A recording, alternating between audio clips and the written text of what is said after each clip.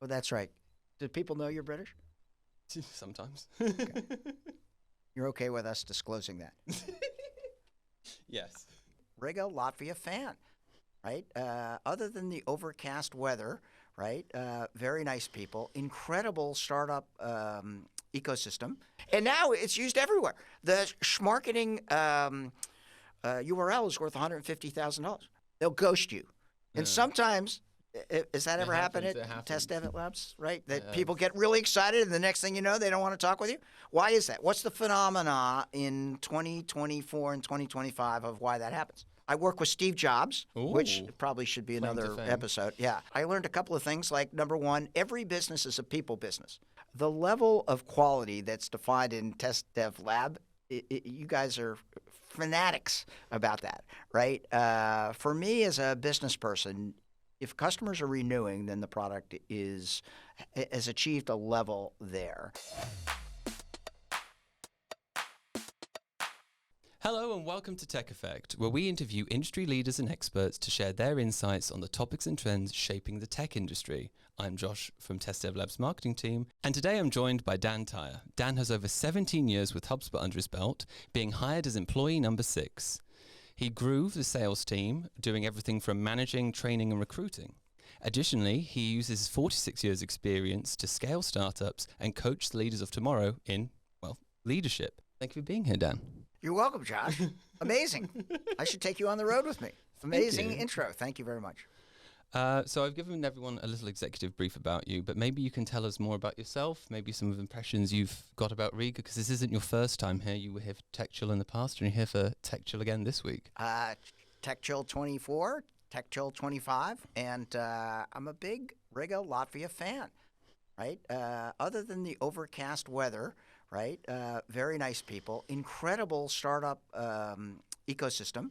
And I just got a tour of TestDevLabs and amazing background experience, and everybody's very friendly, so it's fun. And looking forward to an incredible event this week, right? Last year there were 3,000 folks here, and I expect an equal number of folks who are visiting for 2025, so it should be fun.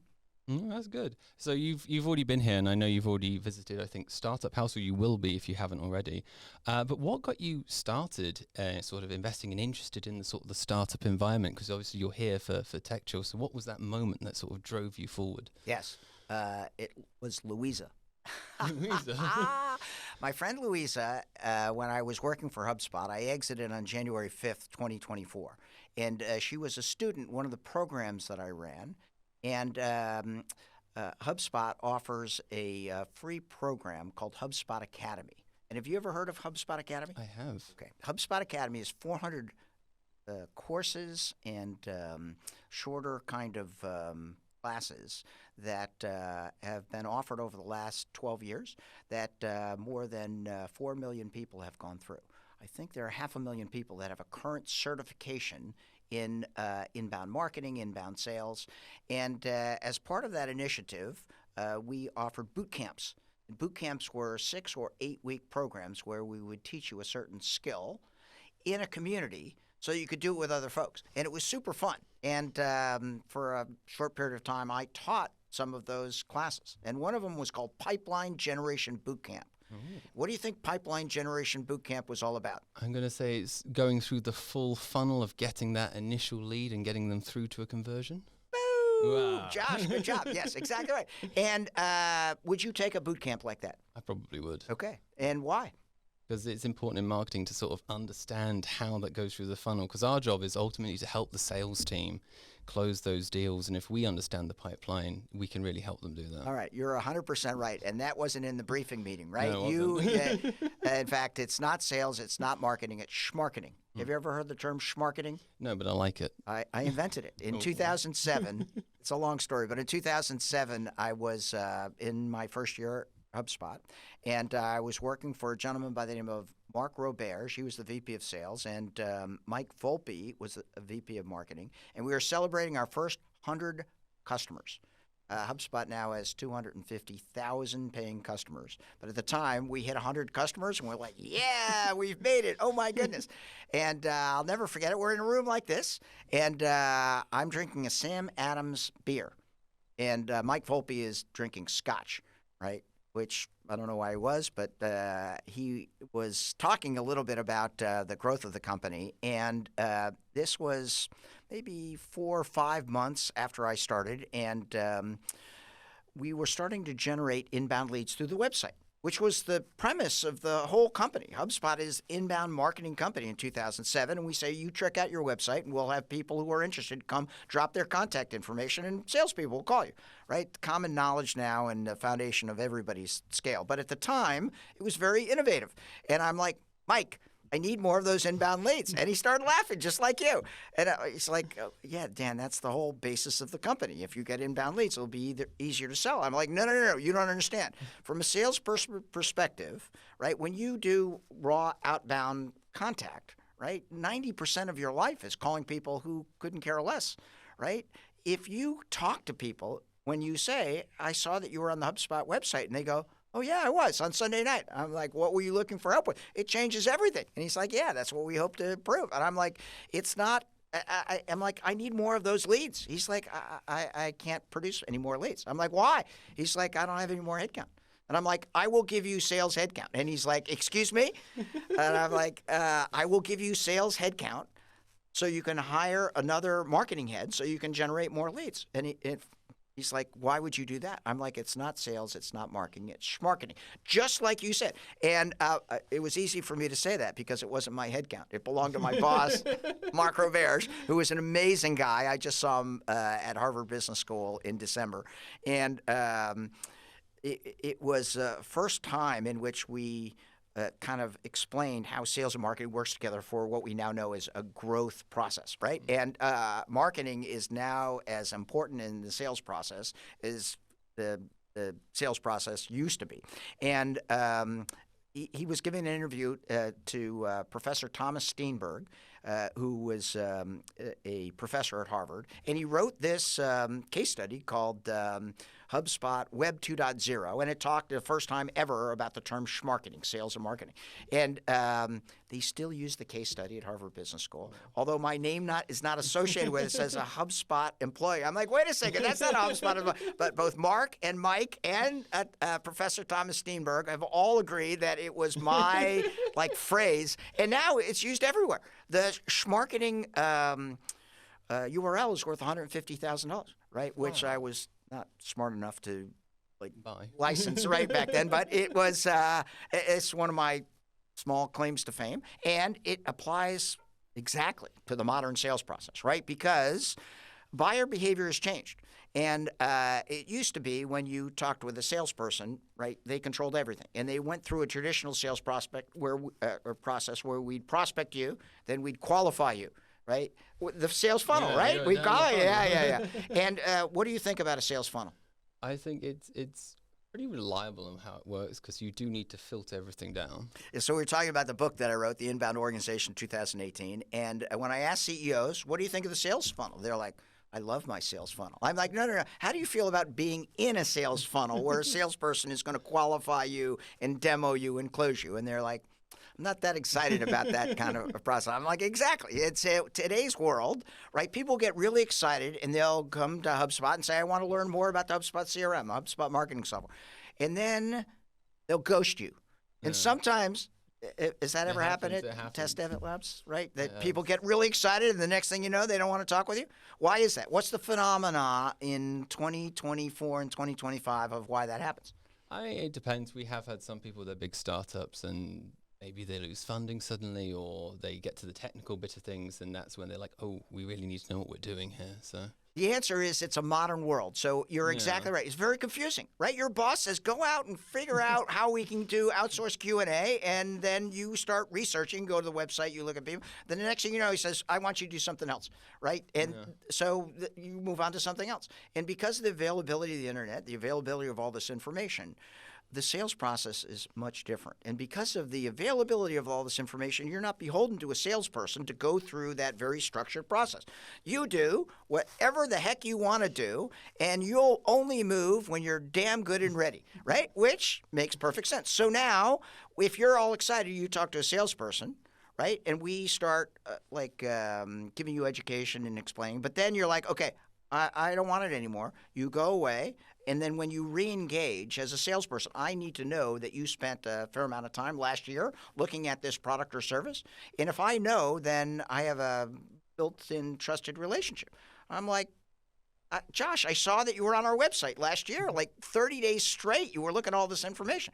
And you're like, okay, that's pretty good. And if you don't have that information, we start all over. You secretly are, well, that's not really the kind of relationship I want to build. So that sales and marketing working together is indicative and required now for modern sales process.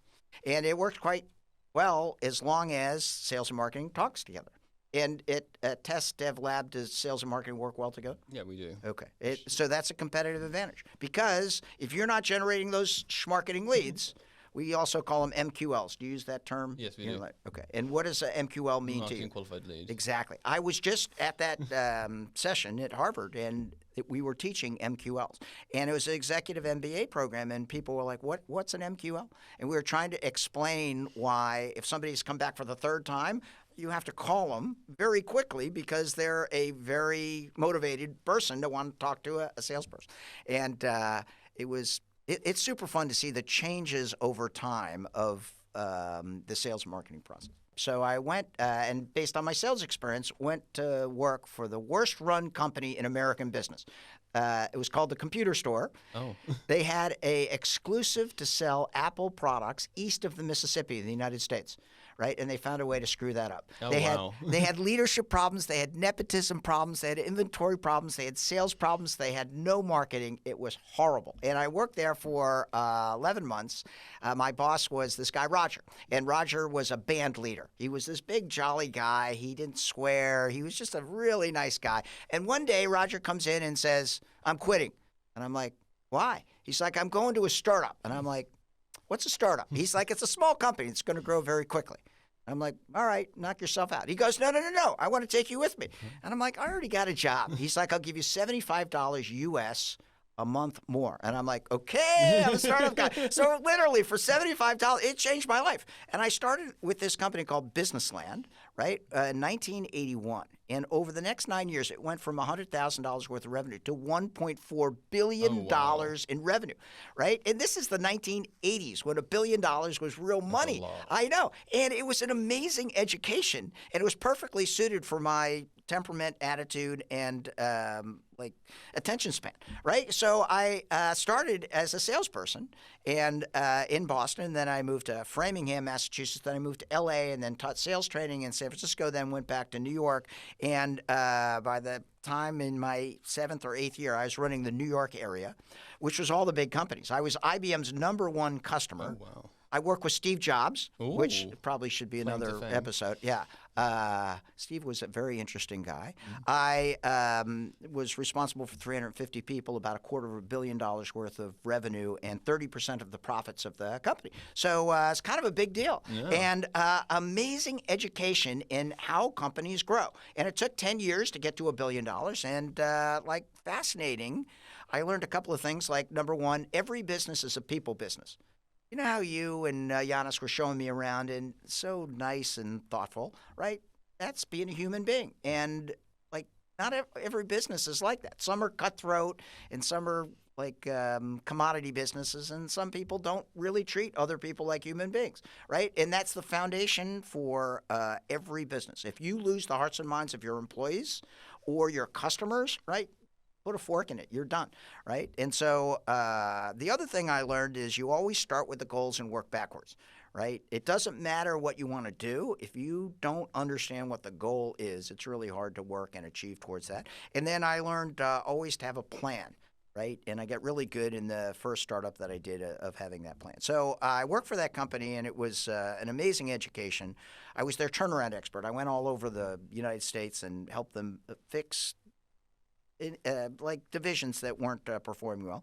And then after 9 years, I quit. And I started my own company because I wanted to see whether I had all of the same business acumen and capability of Dave Norman and Enzo Teresi, who were the founders of Businessland. And so I started Automated Labor Incorporated, which could be the worst named company in the history of American business. When I say automated labor, what do you think? Robots? Yeah, Probably. that's what everyone said. Is it a temporary firm? Is it a robotics firm? What do you really do? And so after a year of trying to answer that question, I shortened it to ALI Technologies, right? Which because I got tired of much answering all those smoother. questions. And it was a software company, a professional services company, a training company around Lotus Notes. Have you ever heard of Lotus Notes? I have. Okay. At one point in time, 100 million people used Lotus Notes. And I just timed it perfectly where Lotus Notes 3.0 was coming out. And we started this company and grew like a weed. Right, so we went from $0 to $30 million in 5 years, and I sold it to a Phoenix-based company. That's how I got to Arizona. Fourth startup got bought out by Microsoft. Oh. Right, and my boss at Groove Networks was this guy Brian Halligan, and when Microsoft bought Groove, he went to MIT and met Dharmesh, who is the co-founder of HubSpot. I worked for Microsoft for a year, and when they started to scale the company, they called me and said, "We need a good startup guy. Will you join HubSpot?" And I said yes. So once again, luck has played a huge role in my scale up and startup experience. Right? If Roger hadn't quit, joined Businessland, I never would have been a startup guy. Yeah. And if I hadn't worked for Halligan, I wouldn't be employee number 6 at HubSpot. And I love it, right? The startup scene is like super fun. And you're a startup guy. Why do you like startups? So I think they're just more dynamic. They're not afraid to sort of break the trend. They want to try something new. They want to mix things up, and they're ready to go in like hot and fast and do it. That is a great answer. And that's true, right? When you work for a big company, right, you walk in and you got to do the things that your boss tells you to do. And you're a startup. You can do anything you want, which is perfect for my worldview. I don't like people telling me what to do, right? If Giannis tells me to move the mic a little closer to me, I may or may not do that. I'm not really sure, right? But the ability for me to see an opportunity, right, and say, all right, I think I can build a company there. And it's one of the things we talked about in the briefing meeting. What are the qualities that you look at in a startup that are important to me? And there are 7 T's that we evaluate to try to determine if this startup is going to be the kind of startup that, first of all, is eligible for investment, and number 2, is going to use that investment successfully, right? But the pace of startups is amazing because you do things all the time. The camaraderie that you have when you're working closely. I was just working with a startup here called The Crowd. You ever heard of The Crowd here in Riga, Latvia? I haven't. Okay. It's an app that helps spread video and social content for events like Tech Chill. And we're sitting around the table. There are 3 people in the company, and they've got 7, 8 customers, and they're planning their next 300 customers. And it's like we're sending a rocket to Mars. All these things going on, all these events that they're doing. The product guy is talking about what he has to implement in the product. The tech guy is like, no, we can't do all that stuff that you want, but we can do this. The lady who's running marketing and the de facto CEO is like, okay, we can do all this kind of stuff. And it's just super exciting and meaningful. And turns out I'm pretty good at startups, having done a fair amount of them and advising dozens of them. And so I enjoy it, like to share that with other folks. And one of the things about being a startup guy is that it's very helpful if you've got good advisors, right? People who can help you see around corners at every stage. This is a big Dan Tyre wisdom. I always tell people what got you to a certain stage works against you at the next level. Oh, that's good. You are a treasure trove of experience. I can see those 46 years shining in you. Oh, thank you very much. The one thing that is worth noting that I really learned at HubSpot, and I took this from Brian Halligan, the co-founder, is that I became a learn-it-all, right? And I have to say I was a little egotistical. Maybe you're thinking he's still a little egotistical. I'm not sure. I was a little egotistical before I joined HubSpot, but everybody at HubSpot in the first 10 employees was a graduate of MIT's MBA school, Sloan School, except me. Oh. Right? I was the one Colgate guy. And it was very interesting because the way they solved problems was very different than I'd seen in all of my other startups. They did a very good job of focus, of saying this is an important thing, and they would not make a decision until they absolutely had to, because that optionality gave them a framework for understanding and focusing on the right priorities. When they're trying to balance the quality with the speed, how do they maintain that balance and make it such a success? And maybe what do you look for in a company that gives you those signals that says this company is doing a good job at balancing the quality of its team and its product with the desire to move fast and deal with the pressure? Amazing and great question. The first thing I want to see is that they have a goal. And the first thing I'll ask them is, all right, what's the ultimate goal? Because if you're going to grow a $10 million company, it's different than a $25 million company, different than a $1 billion company. And those strong goals have to be underlined by a mission, right? Most world-class companies have a strong mission that everybody can articulate. And that mission maybe changes once every 10 years, but it's the underlying reason why people work there. The next thing I look for is, are they serving a niche, right? A famous Dan Tyreism is the riches are in the niches, which That's true. I know a million people have said that. But in the modern world, there's so much more competition that if you really want to grow, right, you're going to choose a swim lane. You're going to get really good at that swim lane, and then you're going to grow quickly because you're the de facto choice in that swim lane, right? Why do you have such a good market share and all of those things that you just showed me? It's because you established that swim lane, got really good, you do great work, so people are recommending you all the time. By the way, that's my subject matter I'm speaking at Tech Chill. They call it from funnel to flywheel, right? Which is how you get your customers to get you more customers, right? So we look first of all at the mission, at the team, the goals. Then we look at the mission. We look at who they serve. Then we look at how they get there. Past performance does indicate future performance. And what we're very interested in is, does the person take good advice? Will they take the ideas and thoughts that we have in regard to where they should go, and will they actually apply them? And that's really, really hard, because remember, if you're growing a company that's $5 million of ARR and I ask you to do something that's completely different, you have to have the capability of understanding, well, maybe this is right. You have to have the ability to pivot, and then you have to listen to that advisor to actually execute that. And that's hard. Have you ever run into a situation where, because you also do coaching, you help people become leaders, when people are moving fast, how do you make sure they when they're really focusing on quality, trying to do it fast, they don't hit a burnout point? Building a great company takes 8 years, right? Whenever I talk to anybody, right, I ask them how long they've been doing it, and they have to appreciate the grind. I don't care what their goal is. The goal is whatever they decide, right? But rarely have I seen a great company built in less than 8 years, because the attributes of a great company include a great culture, right? As we're walking around and seeing all the happy people and the lady who's in the, what'd you call it, a live room? You could tell that she had a sense of mission and was trying to do something great for a client. That can't be produced overnight. That is something that is you have to work on, is expensive.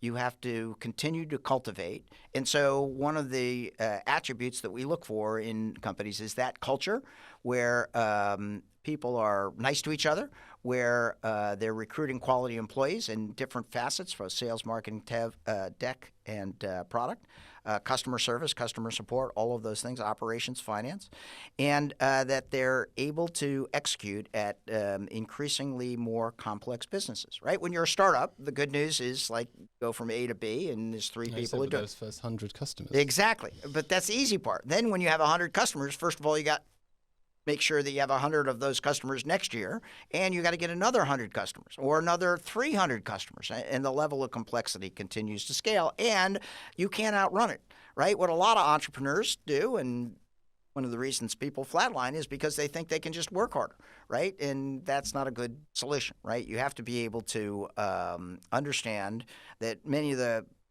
things that you do has to be delegated, or you have to have an additional focus on the things that are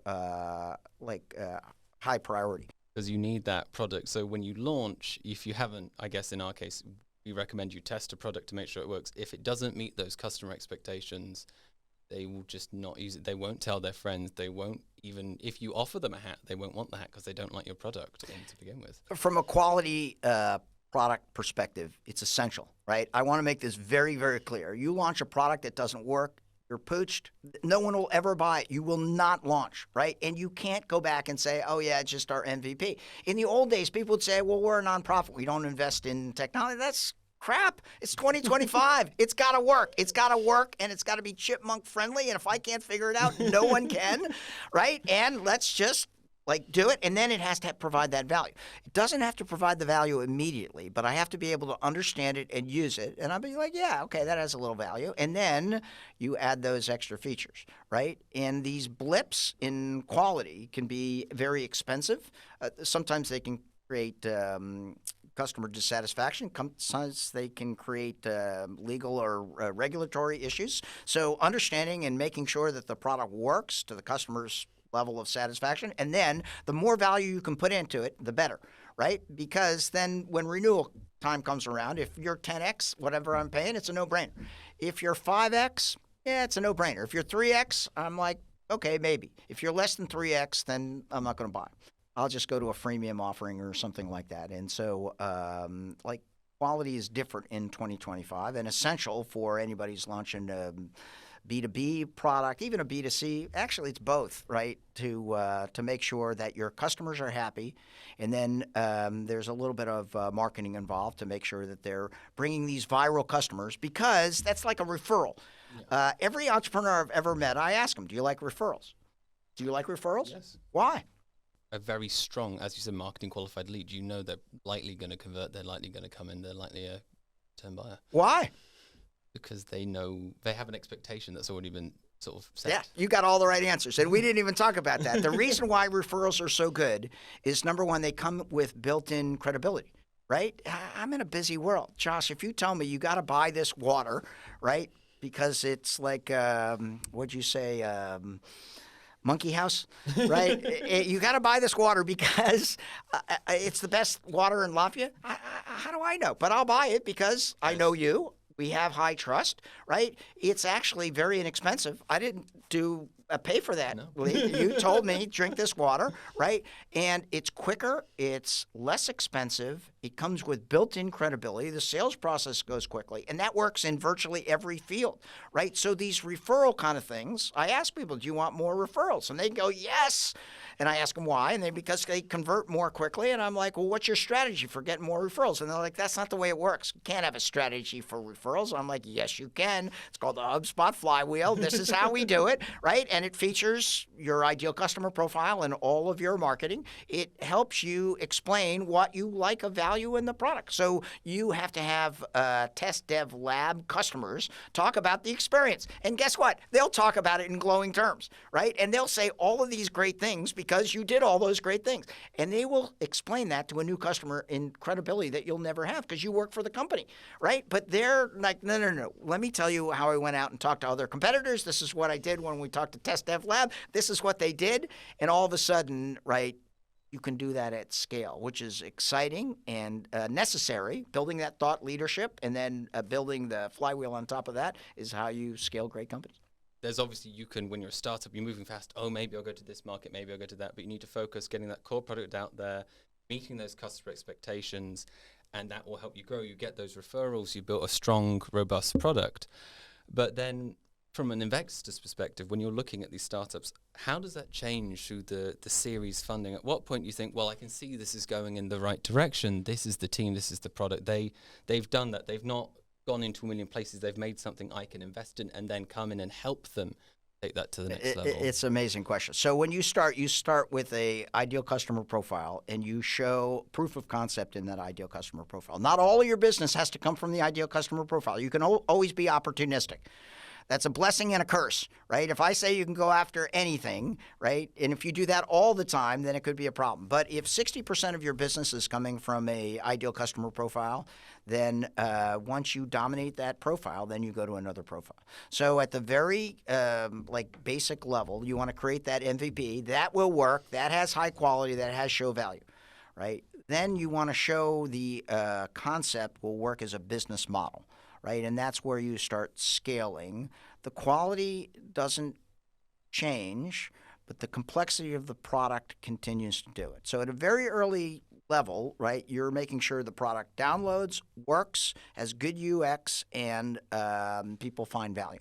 As you continue to grow, there are more users, right? That's the complexity issue because now you have to have your level of infrastructure, your level of security, your level of privacy, your UX, all of those things, right, for multiple languages, multiple countries, multiple legal entities, multiple government requirements, all of those things that we were talking about, right? And that's hard. Unless you have experience actually doing that and scaling it in multiple geographic locations, you're better off outsourcing it to somebody who has done that, I don't know, 300, 500, maybe 5,000 times, right? Because they'll be able to see around corners. Once you hit that Series A, right, product has to work, and it has to work flawlessly. And now you're talking about usually multiple products, right? So multiple products with a foundation. Sometimes they work together. Sometimes they're add-ons, modules, all those kind of things. And it becomes even more important. And then when you get to the size where you're a Series B or a Series C, product has to work. Product has to work in all geographies, and there's really no room for error. Right. A couple of times in the growth of some of our portfolio companies, we've been hit with denial of service attacks and/or there have been glitches, and it can be catastrophic if you don't have the foundation and capability of like testing all those kind of things. Right. The whole company has to pivot towards rectifying that situation, and it's expensive. It's hard, and it's also hard to recover from that. Right? What is it? CrowdSource? No, CrowdStrike? CrowdStrike. CrowdStrike. Yes. CrowdStrike. That was it. CrowdStrike. Yeah. In the United States, right? Perfect example of if, in fact, they had taken a little bit more time to test all of the features, right? They wouldn't be in the situation that they're in, having to recover from all the problems that they had in 2024. I guess we've talked a lot about the product, the market. As you mentioned, your T's there. But during your time in HubSpot, we're quite fortunate because you were employee number 6. So you did everything. You recruited, you trained, you managed. How did you build a company culture, specifically in the sales team, and I guess when you loaned your headcount to marketing, that generated sort of quality at a speed and scalability that helped them go from that 100 to where they are now? Right. You have to start with good quality employees. And one of the things HubSpot did incredibly well is the recruiting process. And there was a variety of people who originally invented it, but Mark Roberge, the first VP of sales at HubSpot, wrote a book about it called The Sales Acceleration Formula. And it's about how he established a recruiting process, a training process, a coaching process, and a management process so that we built that culture of overachievement. And it's the Bible. He's also written The Science of Sales, which is the scale-up Bible as well. And it showed all of the attributes of what we were looking for. Well, that's good. I'm also taking a look at time. So we've learned a lot today about what is needed to balance quality and speed in a startup, what is needed to create a product, and the quality that not only delivers but delights customers. But also allows them to be agile. It's about making sure your teams do find those core markets they should be focusing on, not diving off last minute, making sure when they do launch, it's a quality product. Because as you mentioned with the sales funnel, ultimately, it does play into it. You get those referrals from a quality product. Like a quality product does delight, it drives your business. And HubSpot is where it is because it delivers what people expect it to and beyond. It's that 10x value. But before we go, I did want to ask, is there any final advice you'd give to founders who want to make sure they are delivering a quality product that a VC will go, yeah, I can see where this is going? It's a tricky question. It's not a tricky question. Oh, It's a good question. It wasn't in the briefing sheet, but I'll riff on it. Number one, you can always tell based on customer retention. Your product is as good as the number of customers who renew, right? So if you have 100% retention, right, have a quality product. The level of quality that's defined in TestDevLab, you guys are fanatics about that, right? For me as a business person, if customers are renewing, then the product has achieved a level there. And we always look at the customer success metrics because it's an indication of how well your customers feel that you're getting value. We're big believers in NPS, Net Promoter Score. So you like when you do surveys and just talk with folks, they always tell you the nice kind of things. Yeah. When you do an anonymous survey, They're willing to tell you. exactly, which is what you want, right? You want the hard feedback that says, okay, your UX sucks, right? Yeah. And you kind of know it in the background, but that's what you want to hear, right? That unfiltered feedback is the breakfast of champions, right? Yeah. And so want to look at the customer retention statistics data. We also want to look at the heat map of which parts of the product people naturally gravitate to and which is they're ignoring. Because if they're ignoring en masse a particular product feature or area, then that's an indication that it's either not in the right place or it's not providing the value that they want, or they don't know about it. And the great thing in the modern world is you have all of the information, right? Once you get all of that data, then you just have to read the tea leaves in a way in which you understand it and incorporate it so that you could reach an ever higher level of people interacting in the way you think they should interact. Wonderful. We'll have to throw a little curveball there. That means the answer comes from the heart. Oh, man. First of all, it's great preparation, and you and I spoke for 15 minutes when I was back in the States. I thank you very much for the tour here in Riga. This is a beautiful building. You got a great company. I really like the way you walked through what was called memories and on the wall. Oh, it's like the memories and the history of and the history. Yeah. It's to be celebrated, right? To build a great company, reminding employees and visitors about your track record and how you started and the great service that you do is important, right? That builds pride of folks who want to work here. And as we said earlier, you got this answer right. I asked which was more important, happy customers or happy employees. And what did you say? It's always employees. It wasn't always employees. For the first 35 years, it was customers. The customers are right. In 2025, it's employees. And why is it so important? Because it's those employees that can create a product that has the quality and has the functionality and makes the customers want to do it. Boo! All right. Very, very good, Josh. That's right. And that's important. I also, just because you are a fantastic speaker with so much knowledge, I would like you just to let our listeners know where they can learn more about you, hear more of your advice, and anywhere you'll be speaking, anything more about Tyre Angel you want to let them know about? Amazing. Go to dantyre.com, www.dantyre.com. All my upcoming speaking engagements there. I'm going to be at Tech Chill for 3 days. Startup House here in Riga tomorrow, which is fun. A huge shout out to Louisa and the other founders of The Crowd, who I met this morning, which is amazing. And I'm a big fan of Latvian entrepreneur spirit, right? I hope to be back again in 2026, right? Maybe a little bit more snow next year. I don't know. You were saying that you got to up your snow We quotient. do have to up our snow. This has not been a good year for snow. It's been a letdown. And thank you very much for inviting me on your podcast. Oh, thank you. Well, thank you for sharing your insights with us. Your perspective has been invaluable. You are an absolute treasure trove of resources on startups, scale-ups, and building good products. As we'd mentioned, if you'd like to know more about Dan Tyre, you can follow him on LinkedIn. He'll be here at TechChill in Riga this week. You can visit his website. And if you want to know more about us and our software quality products, you can visit our knowledge base where we have blogs and white papers and, of course, the podcast, Tech Effect, so you can listen to previous episodes. So once again, Dan, thank you for being here, sharing your insights, and thank you, audience, for joining us today, and I'll see you in the next episode.